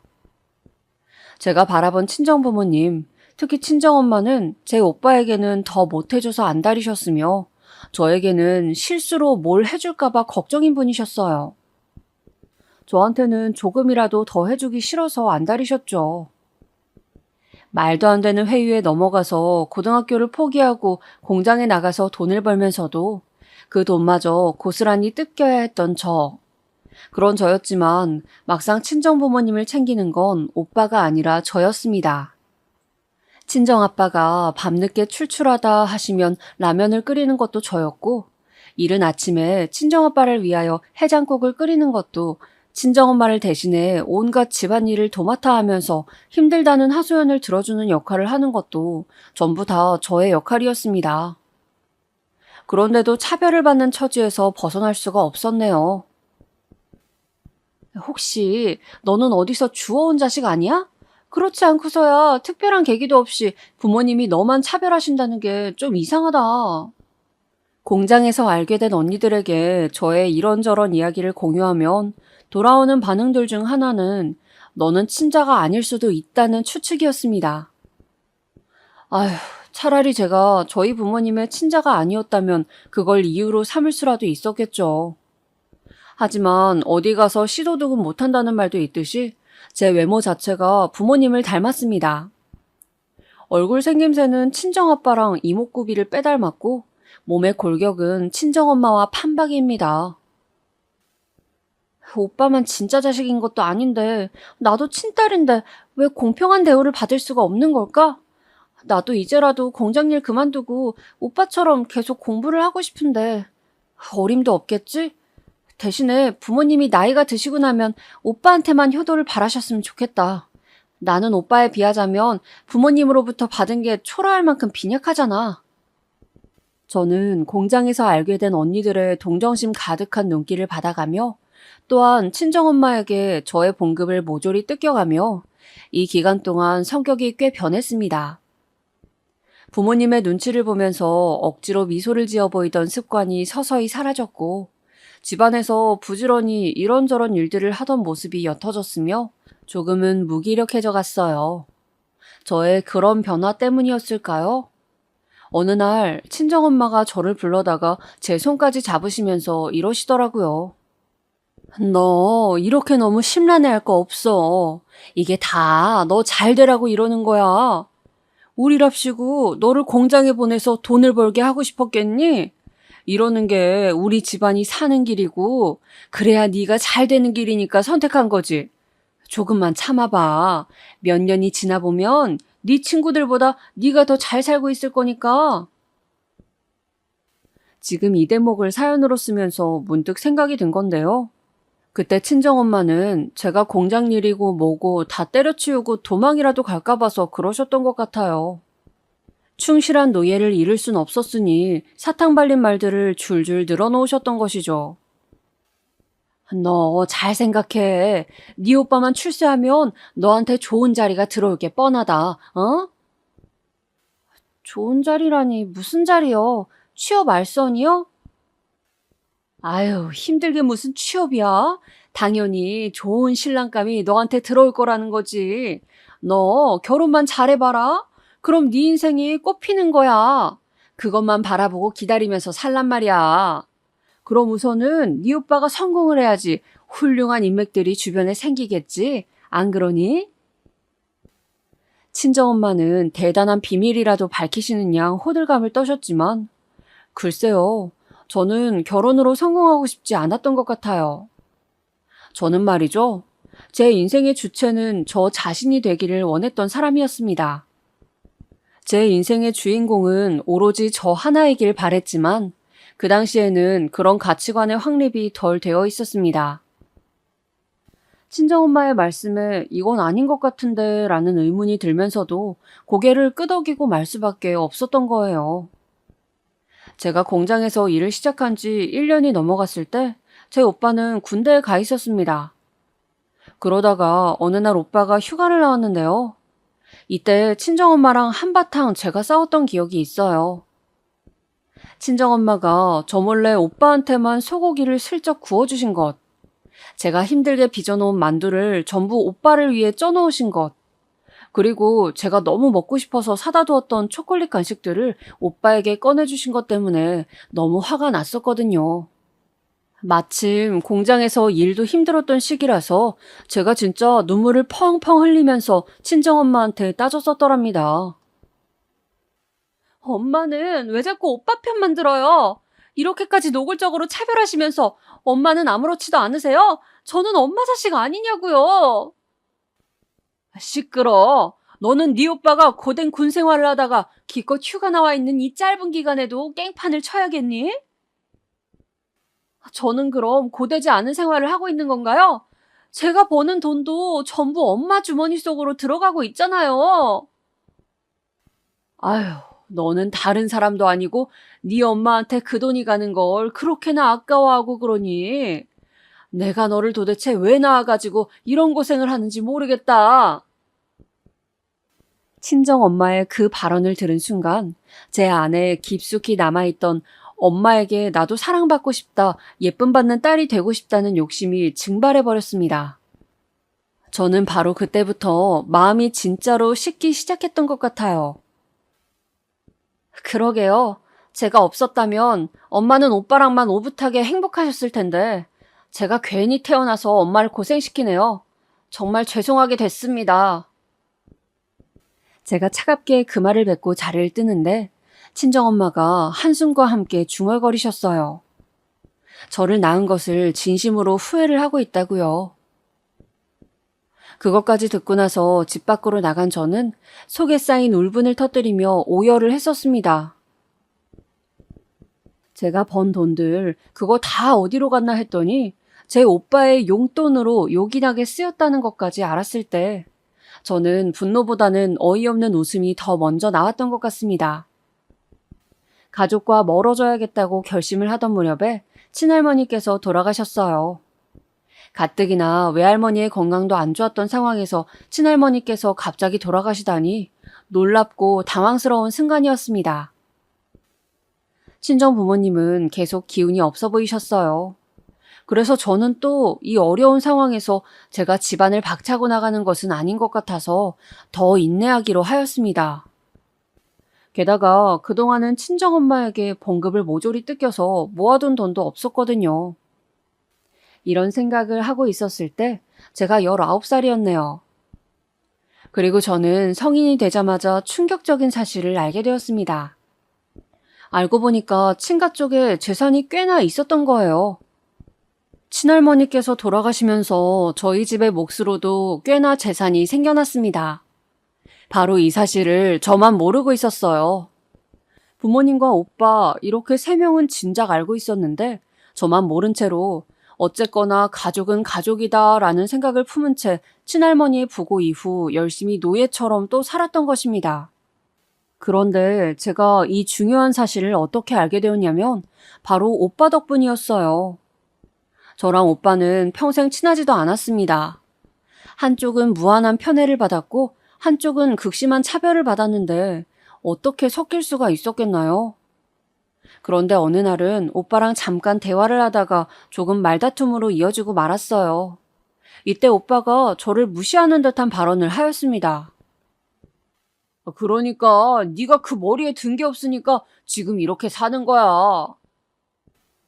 오빠가 욱해서 던진 말에 대고 저는 코웃음을 쳤습니다. 나 아니면 우리 집 힘들었어. 지금 오빠가 편하게 대학 다니는 거 전부 다 내 덕이야. 오빠는 양심이 있으면 취업 잘해서 은혜 갚아야 해.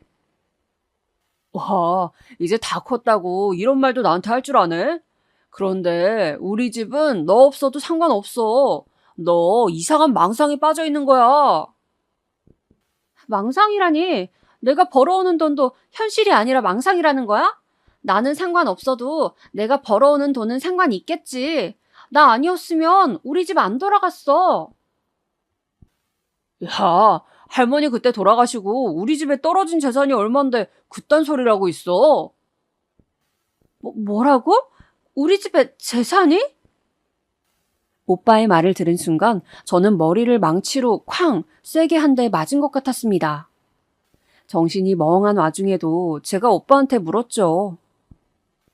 그래서 그 돈이 얼마나 되길래, 어?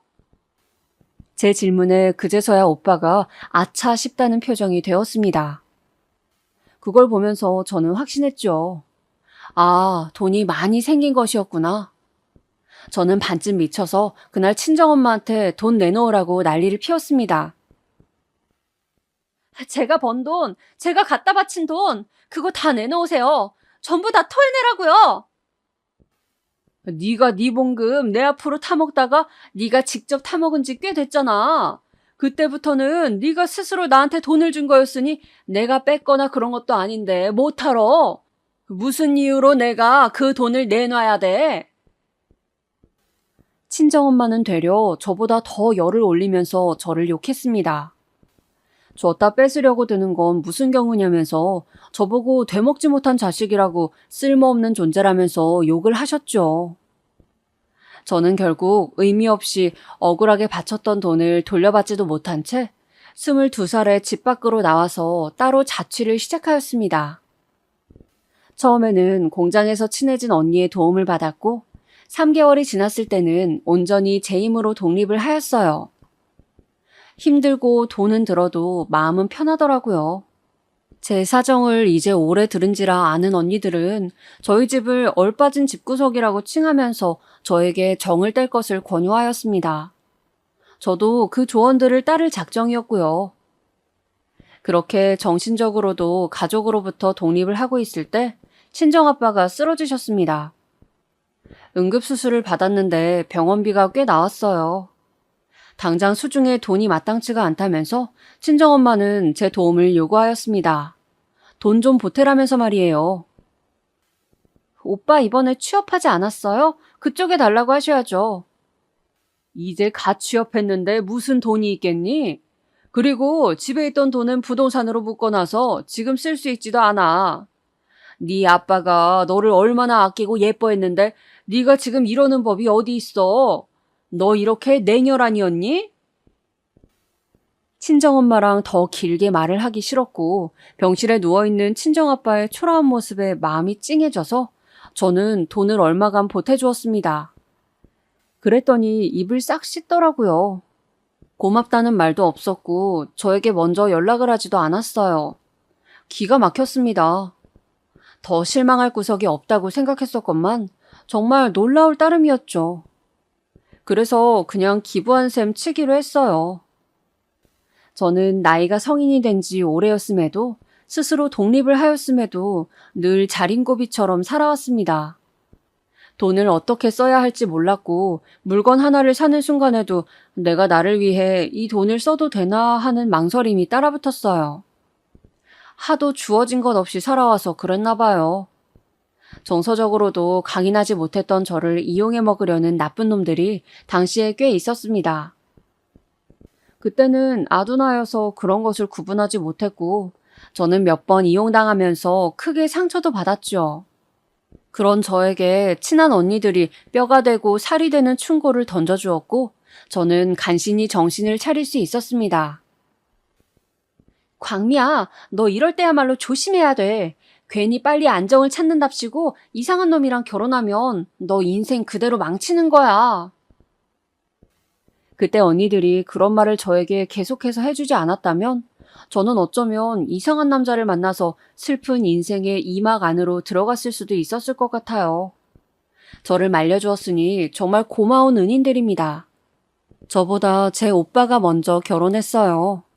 저는 오빠가 결혼하기 전에 새언니의 얼굴을 딱 한 번만 본 게 다였습니다. 편찮으신 시아버지, 성격 드센 시어머니, 집안에서 떠받들어져서 살아온 남편, 과연 저분이 그 환경을 버틸 수 있을까? 솔직하게 저는 새언니를 보면서 그런 생각부터 들었던 것 같아요. 그런데 참 이게 무슨 일인지 오빠랑 새언니가 결혼한 지 얼마 되지도 않았을 때 친정아빠가 돌연 세상을 떠나셨습니다. 그러면서 생긴 돈까지 모두 합쳐서 친정엄마는 오빠에게 건물을 마련하도록 도와주었어요. 그때 돈으로 그 건물의 매입가가 약 10억이었습니다. 저에게는 일절 단 한 푼도 떨어지지 않았건만 친정엄마는 혹시나 제가 집안의 재산에 눈독을 들일까봐 아예 미리 오빠에게만 다 몰아주었던 것입니다. 제가 그 사실을 뒤늦게 알고 엄청 분노했었죠. 아무리 그래도 그렇지 이건 해도 해도 너무한 것 같아서 친정엄마한테 따져 묻고 오빠에게도 화를 내봤지만 돌아온 건 냉정한 비웃음이었어요. 아들이랑 딸이랑 그럼 같은 줄 알았니? 그리고 이게 네 재산이야? 이게 네가 번 거야? 네 것도 아닌데 왜 탐을 내고 아쉬워하고 왜 화를 내? 네가 뭔데? 네까짓 게 뭔데 내 아들한테 가는 재산에 참견을 해? 욕심만 그득그득하게 많아서는? 아직 당신의 나이가 한창임에도 모든 돈을 탈탈 털어서 오빠에게 주고만 친정엄마의 결단이 어찌 보면 대단함을 넘어선 숭고함 같았습니다. 그게 저를 향하지 않았을 뿐 자식 사랑이 엄청난 인물이라고 여겨졌네요. 저는 그 앞에서 두 손 두 발 다 들었고 인연을 끊겠다고 정확히 말하였습니다. 제가 결혼한 남편은 이런 사정을 전부 다 아는 남자였죠. 친한 언니의 지인이 저에게 소개시켜 주어 만나게 된 인연이었습니다. 결혼식은 따로 안 올렸고 그럴 돈으로 저희 살림에 더 보태 쓰고 살자는 의견부터 둘이서 잘 맞았습니다. 가까운 지인들만 불러서 식사 자리 가진 걸로 결혼식을 대체했어요. 시부모님은 순박하신 시골 분들이셨고요. 일평생 농사만 지어오셨다길래 어떤 분들인가 하고 뵙기 전에는 긴장하였지만 정말 인품이 고든 분들이라서 제가 첫 만남부터 감동을 받았습니다. 남편에게는 위로 연년생 형, 아래로는 나이 차이가 많이 나는 여동생이 있었어요. 3남매죠. 시누이는 저희 부부가 결혼할 때 고등학생이었습니다. 남편이 자기 여동생을 무척 아끼고 귀여워한다는 게 처음부터 눈에 보였어요. 시부모님은 말할 것도 없이 귀한 누뚱이라면서 시누이를 무척이나 예뻐하셨습니다. 아주버님과 형님은 시댁에서 멀지 않은 곳에 사셨어요. 아주버님은 시부모님의 농사일을 도우시면서 집안일하고 애들 돌보고 이러면서 지내셨고요. 형님이 직장 생활을 하셨습니다. 남자가 육아를 하고 집안일까지 다 하고 여자가 바깥일을 한다니. 그리고 아들, 딸 차별 없이 똑같이 키우고 계시다니 아주버님네가 사는 모습은 우리 집안하고는 완전히 딴판이네. 저는 시댁 식구들을 겪어가면서 긍정적인 기운을 많이 받았던 것 같아요. 특히 시누이가 자기 용돈 바리바리 모아다가 저한테 화장품을 사준 적이 있었거든요. 제가 그거 고맙게 받고는 아무도 보지 못할 때 남몰래 눈물을 훔쳤습니다. 저는 시누이처럼 집안에서 예쁨 받는 딸이 아니었기에 곱게 자란 시누이가 너무나도 부러워서 그리고 저를 향해 보여주는 그 마음씨가 어여쁘고 고마워서 그런 감정들로 넘쳐나온 눈물을 닦아떨었죠. 시누이한테 잘해주자고 더욱 마음을 먹었어요. 그래서 시누이가 대학 때문에 위로 올라온다고 했을 때 제가 먼저 저희 집에서 지내면서 통학하라고 제안을 했습니다. 저는 어려운 일도 아니라 생각하며 그랬을 뿐인데 이것 하나가 놀라운 일들을 만들어냈어요. 우선 남편이 저에게 무척 고마워하면서 감동했고요. 저희 부부가 원래는 작은 방 2개짜리 빌라에서 신혼생활을 시작했는데 이때 시부모님께서 돈을 보태주시면서 새로이 집을 구하라고 하셨습니다.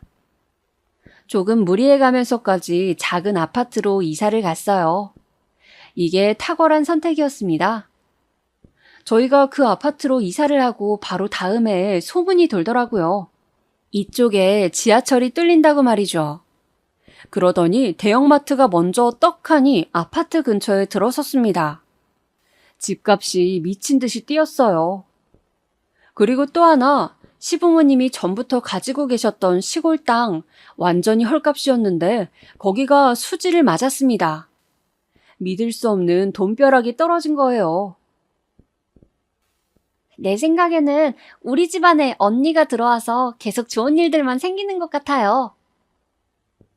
시댁 식구들 다 모인 자리에서 시누이가 그렇게 제잘거렸을 때 저는 민망해서 얼굴이 화끈거렸지만 놀랍게도 식구들이 모두 동조하면서 저를 향해 밝은 미소를 지어주었습니다.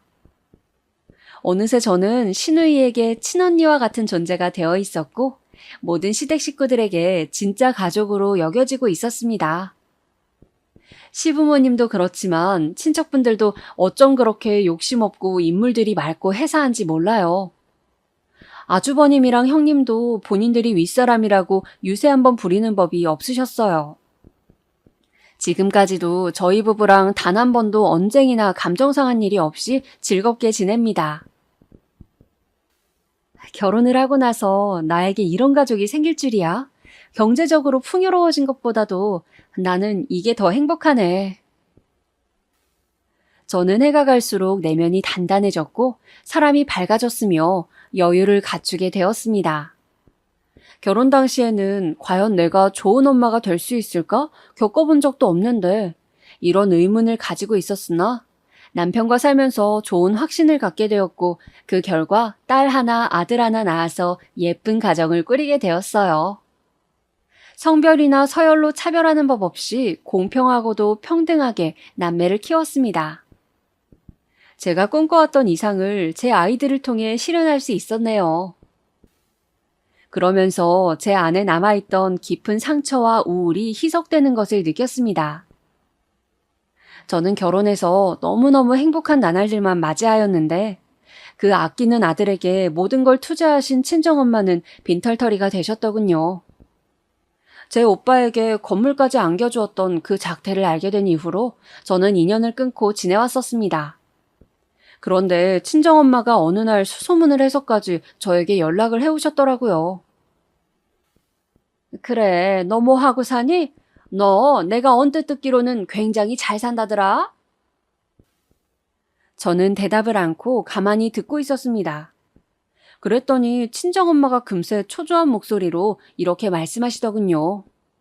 나한테는 너밖에 없는 거 알지? 너도 분명히 잘 알고 있을 거야. 지나고 보니까 네가 최고였더라. 역시 딸이 제일이지. 어이가 없어서 헛웃음이 계속 튀어나왔습니다. 울컥 화가 나기보다는 서늘한 조소가 튀어나가는 것으로 보아 저는 더 이상 예전의 그 호구가 아닌 게 틀림없었죠. 당황한 것 같은 친정엄마에게 저는 단호한 목소리로 말씀을 드렸습니다. 전화가 와서 받기는 했는데요. 누구세요, 할머니? 뭐야? 할머니? 할머니라니? 난 네 엄마야. 널 낳아주고 키워준 네 엄마. 목소리 들어보니까 할머니 같아서요. 그런데 혹시 할머님한테 아드님이 있지는 않으신가요? 왠지 그럴 것 같은데. 아들 내버려 두고 왜 저한테 이상한 소리를 늘어놓으시는 거예요? 미안하다. 내가 다 미안했어. 아유, 광미야. 네 오빠 광준이가 글쎄 그 피도 눈물도 없는 것이 나를 팽해버렸다. 이제는 아예 나를 모른 척하고 있어. 찾아가도 만나주지도 않고 아예 연락이 두절이 되었어. 나는 네 오빠의 효도만 믿고 모든 것을 내주었는데 이제는 나에게 아무것도 남지 않았는데 그럼 나는 어떻게 살라고 이럴 수가 있다니? 있던 돈마저 이제는 다 떨어졌어. 광미야, 내가 너를 얼마나 보고 싶어 했는지 너는 아마 모를 거란다. 내 딸 너무 보고 싶구나. 이 엄마를 오랜만에 한번 만나주련? 받을 건 다 받아 처먹고선 친정엄마를 끊어냈다는 오빠의 천인공노할 행위에 어처구니가 없었습니다. 그 인간이 정녕 사람은 맞나 싶었네요. 괴물이 아니고서야 어떻게 그럴 수가 있었겠나요? 하지만 이윽고 저는 오빠가 괴물이 맞다는 결론에 이르렀습니다. 그런 괴물을 키워낸 건 나의 부모님이셨지. 부디 괴물로 무럭무럭 자라나라고 두 분이 등을 떠미시면서 그렇게 키워내셨잖아. 이제 와서 누구를 탓하겠어. 당신의 손으로 그리 만들어버리신 것을. 저는 씁쓸한 미소를 지으며 계속해서 저에게 하소연을 쏟아내고 있는 친정엄마를 향해 이렇게 말씀을 드렸어요. 저에게는 오빠가 없어요. 그리고 저에게는 엄마도 없는데 아까부터 알아들을 수 없는 말씀만 하시네요. 광미야, 이러지 마라. 내가 너 어렸을 때 옷방에 가둬놓고 때린 것 때문에 이러니? 그때 네가 많이 속상해 보였지. 아니면 너 공장에 보낸 것 때문에 이러는구나. 너 돈 벌어온 거 그거 내가 관리해서 아직까지 그걸로 앙심을 품은 거야? 어? 그리고 네 오빠한테 건물을 사준 거는 내가 정말 그럴 만한 사정이 있었어. 피치 못할 선택이었다고. 할머니, 치매가 단단히 오신 모양이네요. 엉뚱한 사람에게 쓸데없는 소리를 늘어놓으셔봤자 아무런 소용이 없답니다. 치매가 걸려서 어쩐대요? 여생을 힘들게 사시겠네요. 힘내시고요. 살다 보면 혹시 좋은 일 생길 수도 있으니까 꼭 참고 버텨보세요. 혹시 아나요? 기적적으로 할머님의 아드님이 치매 걸린 노모를 걷어가실지. 내가 어떻게 너를 키웠는데 그 나이에 임신해서 이거를 낳을까 말까 하다가 힘들게 낳아주고 열심히 키워줬는데 네가 그 은혜를 이따위로 갚아? 친정엄마가 악다구니를 쓰기에 저는 웃어주었습니다. 아주 깔깔거리면서 신명나게 말입니다. 시끄럽게 웃으니까 속이 다 시원해지던걸요? 그때 원 없이 웃었던 것 같아요. 그러자 친정엄마가 놀라셨는지 바로 침묵하시더군요. 떨리는 친정엄마의 숨소리를 들은 것을 마지막으로 저는 통화를 종료하였습니다. 남편에게 이런 일이 있었다고 다 말해주었죠. 그때는 아직 시누이가 저희 부부랑 같이 살던 시절이어서 시누이도 제 얘기를 다 같이 들었네요. 그러자 저보다도 더 길길이 날뛰면서 시누이가 화를 내주었어요. 저를 향해 손가락질할 수 있는 사람은 세상에 아무도 없다면서 절대 죄책감 갖지 말라고 저한테 그런 말을 해주었죠. 내심 처음으로 저를 애타게 찾은 친정엄마를 모질게 끊어냈나 싶어서 심란하였거든요. 그런데 시누이의 말을 듣고 불편한 감정을 덜어낼 수 있었어요. 정말 고마웠죠. 며칠이 지났을 때 제 오빠한테서 연락이 왔어요. 무슨 말을 하려나 궁금했는데 개소리를 늘어놓더군요. 친정엄마 때문에 자기가 제한된 환경에서 살아왔으며 그 때문에 늘 불만이 많았고 억압되어 있는 게 싫었다나 뭐라나. 그러면서 저랑은 잘 지내보고 싶다고 하더군요. 제가 코웃음 치면서 말해줬죠. 너 하는 꼬라지 보니까 분명히 인생 말아먹고 나한테 손 벌릴 게 분명하다. 그래서 미안하지만 거절할게. 앞으로 잘 살든지 말든지 알아서 하고 연락하지 마. 넌 내 오빠 아니야. 나는 오빠 없어. 그러자 오빠가 폭발해서는 저한테 쌍욕을 해댔는데 바로 전화 끊고 차단했습니다. 그 순간 속으로는 이런 생각을 잠깐 했더랬어요. 우리 남매가 우애 좋게 지내지 못했던 것은 모두 다 친정 부모님 때문이라고요. 어쩌면 서로를 의지하는 남매로 자랄 수 있었을 텐데 그릇된 환경 아래서 모든 게 망쳐졌죠. 이젠 돌이킬 수 없었습니다. 저는 그 후로 아이 둘을 키우면서 희한하리만치 하는 일마다 다 잘 되는 남편과 시댁 식구들과 어우러져 살면서 풍족하고도 풍요롭게 살아왔습니다. 저에게 외면당한 이후 수개월이 지났을 때 오빠가 친정엄마를 요양원에 넣어버렸어요. 저는 그 사실을 많이 늦게 알았죠. 참고로 오빠는 돈을 잘못 굴려서 가지고 있던 건물 날려버렸습니다. 얼마 전에 우연히 접하게 된 소식으로는 새언니와 별거 중에 있다고 했어요. 이혼 소송으로 싸우고 있는 모양이었습니다. 그리고 바로 지난주에 친정엄마가 치매 판정을 받았다는 사실을 접하였습니다. 만감이 교차하더군요. 그 모든 지난 세월의 역사를 앞으로 다 잊어버리시게 될 거라는 사실이. 완전히 그렇게 되시기 전에 한번 뵙고 와야 하는 것인지 참 고민이 됩니다.